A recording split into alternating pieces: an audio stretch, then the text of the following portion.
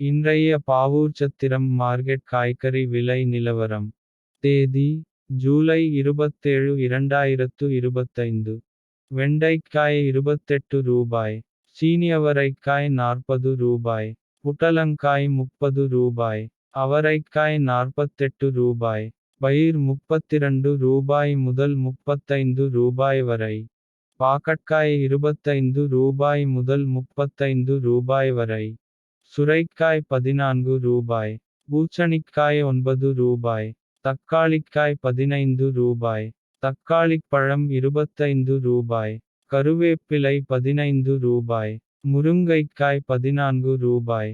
இது பாவூர்சத்திரம் மார்க்கெட்டின் இன்றைய விலை நிலவரம். இது முழுக்க மொத்த வியாபார விலை.